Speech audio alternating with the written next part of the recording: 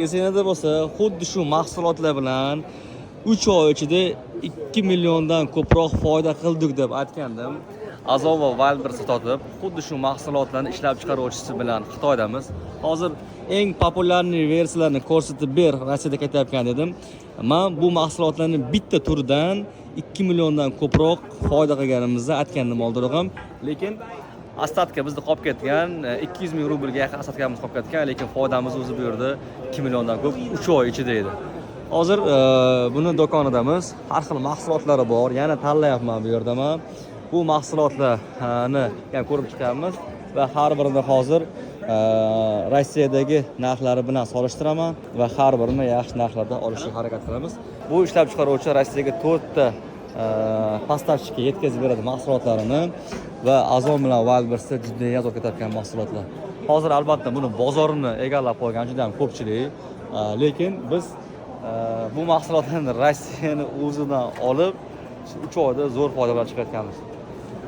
Bilasizlar, Rossiyada bunaqa mahsulotlar juda ham yaxshi ketadi, chunki qor juda ham qalin va kerak bo'lsa 12 oy qor yog'adigan joylar bor. Ya'ni doimiy ravishda sovuq, qorli hududlar juda ham ko'p. Shuni hisobiga to'xtamasdan mahsulot ketadi. Baribir lekin asosan kuz oyining oxiridan boshlab mart, aprel oxirigacha bu mahsulotlarga talab baribir juda ham yuqori bo'ladi. Sorry man. Ana bunaqa boltalarni qaranglar, Xitoyda qanaqa ishlab chiqaryapti. Hozir bu yerda test qilib ham ko'rdim o'zim. Xullas, ozgina qoldi, bittasiga tegib ham ketdim. Xo'p, Xitoyda nima qilyapti? Ko'ryapsizlar, mana bunaqa boltalarni har xil ko'rinishdagisini ishlab chiqaryapti. Kichkinasidan boshlab kattasigacha bor va alohida bu yerda bolg'alarni ko'rishingiz mumkin. Mana bunaqa bolg'alarni ishlab chiqaryapti. What about price here? This one. Okay. Xo'p, men bunaqa kichikroq modelni so'radim, narxini $6,5 deyapti. Nima deb o'ylaysizlar? $6,5 qimmatmi? Lekin dizayn jihatdan haqiqatan juda ham chiroyli, menga ham yoqdi va ushlashga juda ham qulay.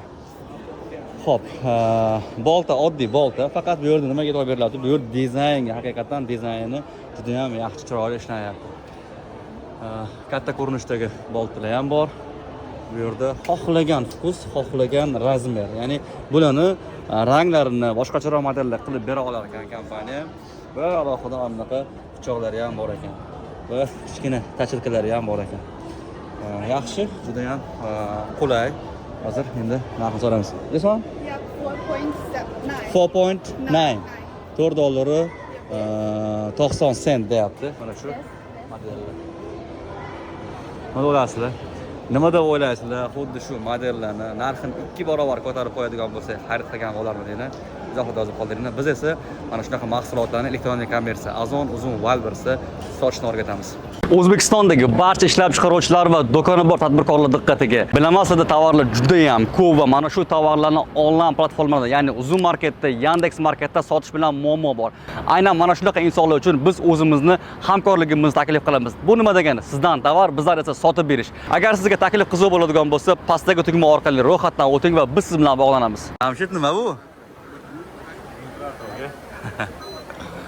Qaranglar do'stlar, ventilyatorni 3D'li ventilator desa ham bo'ladi. Juda ham boshqa ishlangan. O'rtasida display ko'rsangiz bo'ladi. Narxi $105. Ventilatorning zamoni ham umuman o'zgarib ketyapti. Ventilator qachondan chiqib ketsa kerak deb o'ylaymiz biz. Konditsioner o'rnini egallaydi, lekin yo'q do'stlar. Real ventilatorda ham boshqacha usulda ishlayapti Xitoyliklar. Ko'rasizlar, dinozavrni ko'rishingiz mumkin. Sotish uchun emas deyapti modelni. Bu faqat reklamasi uchun deyapti. Asosan produktlari mana bunga o'xshagan mahsulotlar bu yerda. Narxlarini ko'rishingiz mumkin. $11.90 sent. Mana bunaqa ventilatorlar.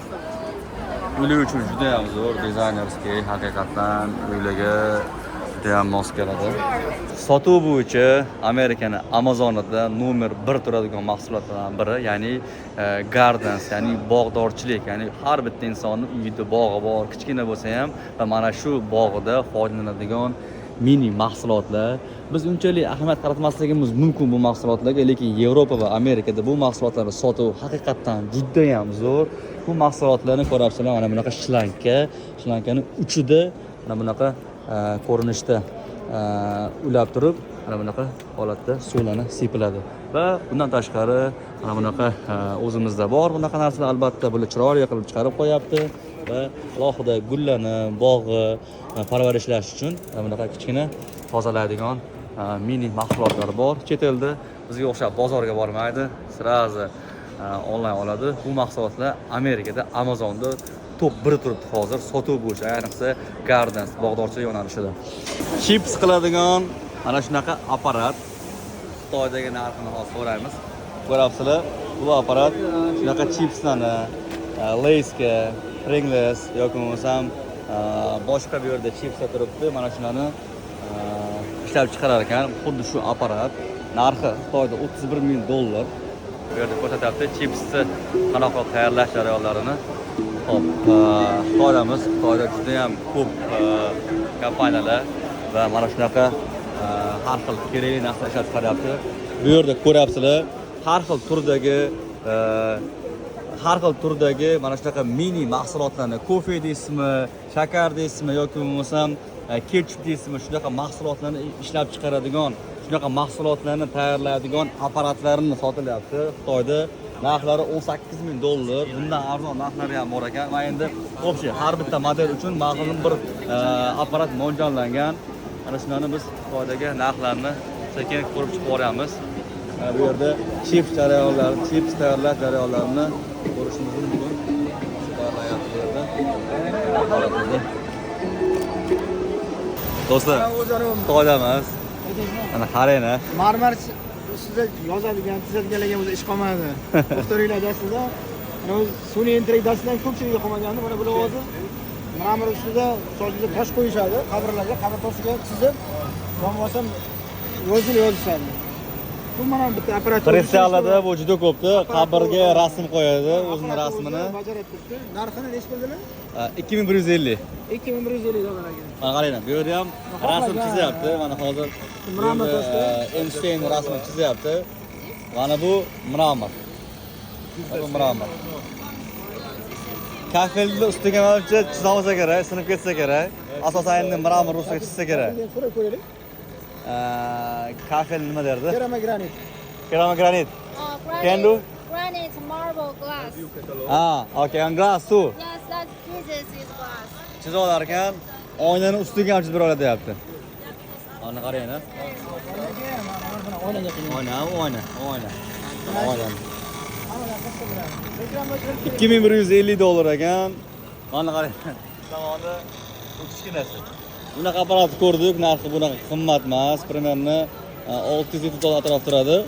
Lekin mana bu ko'p joyda yaxshi ketadi, ayniqsa Yevropa, Rossiyada, Amerikada yaxshi ketadigan mahsulot. Endi o'zimizda bilmadim, o'zimizda qanaqadir rasmlardan foydalanib turib ishlansa, menimcha o'zimizda ham yaxshi ketsa kerak.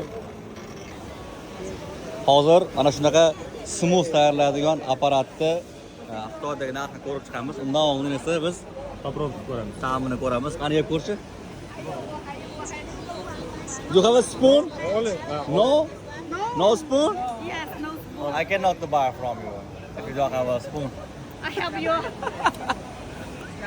Xullas do'stlar, bilasizlar, sezonga chiqamiz. Yoz oylarida erta bahor, kuz oxirigacha smooth, zo'r ketadi. Даже qishda ham ichadiganlar bor. Har xil mevali tayyorlab qo'ysangiz bo'ladi bu yerda. Har xil mevada tayyorlasangiz bo'ladi. Xo'p, narxi $660 ekan narxi. Ta'mi qanaqa ekan? Zo'r ekan. Zo'rmi? Maza. Bundan ham oldin bir joyda xuddi shunaqa apparatda qarab yeb ko'rdim. Juda ham zo'r. Narxi lekin arzonroq bergandi. Bu yerda 660 deyapti. Men 550 deganini ko'rgandim. Smooth narxi, o'zi sifati bor-ku, o'zi ta'mi. Hammasi bir xil. Mana apparatni farqi narxida xolos. To'g'ri. Xohlagancha olishingiz mumkin. Xohlasangiz prostoyroq, xohlasangiz sifatliroq olishingiz mumkin, lekin bir xil narsa chiqarib beradi. Xullas $500-600 atrofidagi mana shu apparatlar bir oy qolmasdan pulini chiqarib bo'ladi. O'ylaymanki do'stlar, agar siz shunaqa kichik summa bilan biznes boshlamoqchi bo'ladigan bo'lsangiz, juda ham zo'r pul tikishga arziydigan va eng tez pulni qoplaydigan bizneslardan biri. You no problem. Input hour. Xullas do'stlar, mana bu apparat mana bunaqa har xil ko'rinishdagi mahsulotlarni upakovka qilib berar ekan. Ayniqsa bu mahsulotlar yosh bolalarga oid mahsulot ishlab chiqaradiganlarga juda ham qo'l keladi.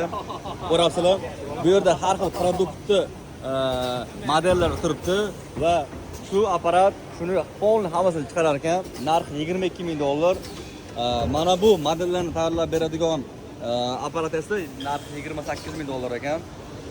Lekin haqiqatan shunga o'xshagan mahsulotlarni chiqariladigan bo'lsa, ishoning, juda ham ko'p sotib qilsa bo'ladi. O'zbekistonda asosan Kinderni ko'rishimiz mumkin, lekin boshqa turdagi shunga o'xshash mahsulotlar ishlab chiqariladigan qanaqadir shokolad yoki bo'lmasam shunga o'xshash mahsulotlar o'zimizda fashta yo'q desa ham bo'ladi.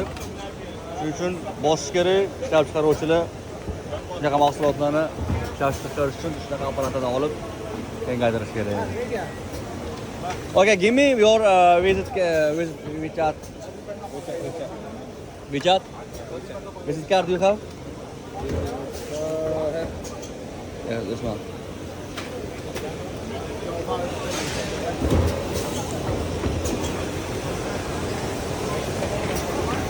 Bu apparatimiz suvda kesadigan apparat. Ya'ni lazer bilan metal kesadiki, ular qalin metallarni kesa olmaydi, lekin mana bu bilan bosim ostida kesilgani mana bunaqa qalinlikda metallarni kesib bera oladi. Mana, suvda plastikdan farqi yo'q. Hech qanaqangi anaqa kesib beraveradi mana. Suvda napori bilan kesyapti. Dippo qalinligi ketarmikin shu narsa? Ancha qalinligi. O'ylab turib, u mana qalinda mana, ancha qalin. Mana bu apparat. Ha, 40 mm eng qalini shu. So'raymiz narxlarni. Sorry. What's the price this product? Pressure? A press? This machine? Yes. $30,000. $30,000. Yeah. $30,000 deyapti. Lazerdan ko'ra bu yaxshiroq ekan-da, qalinroq qilani kesish uchun. Ha, shu yaxshiroq. Shu yaxshiroq.